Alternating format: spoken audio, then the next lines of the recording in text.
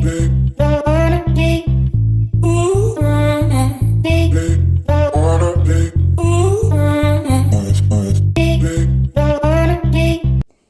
guys! For today's video is magluluto ako guys ng adobong pusit. First time ko itong gagawin din kasi hindi ko din sure kung kakainin ito ng mga anak ko. Pero ayan guys, to start, magigisa na tayo dito ng sibuyas at ng bawang. Inuna ko na yung ating bawang. And then, isusunod na rin natin yung ating sibuyas dyan. Para lang talaga tayo dito nagigisa ng natural na gisa lang guys. So, sa mga kananay natin dyan, alam na alam nyo yan. Then, isunod na natin yung ating luya.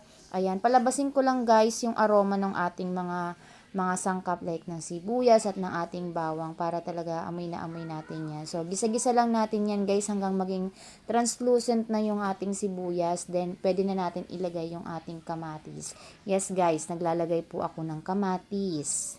And then, lulutuin ko lang guys yung ating kamatis dito. Yun talagang as in lutong-luto na siya. And then yan, fast forward guys, mabilisan lang tayo. Ilagay na natin ang ating pusit. Ano lang yan guys, siguro nasa 1/4 lang. Konti lang yan guys, kasi nga hindi talaga ako sure kung kakainin to ng dalawang baby ko. So, try natin kung kakainin talaga nila. And then, lagay na lang natin yung ating toyo. Tansya-tansya lang tayo dito guys ha.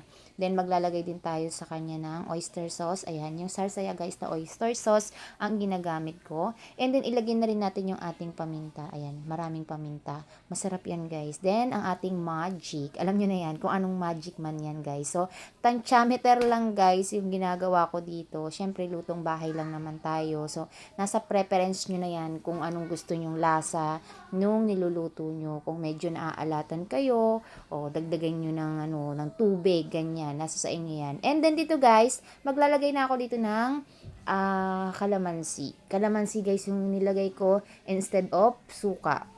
Then syempre, hindi ko na dyan in-stop, diba? Nung naglagay lang ako dyan ng siling haba. So, dire-diretso lang guys. Then, isi-simmer ko na lang siya. Maya-maya. So, magbabago na rin yung kanyang kulay dyan. And then, okay na. Luto na yung ating adobong pusit. Ayan guys, tingnan nyo siya. Masarap siya, promise. Try nyo rin. Bye guys!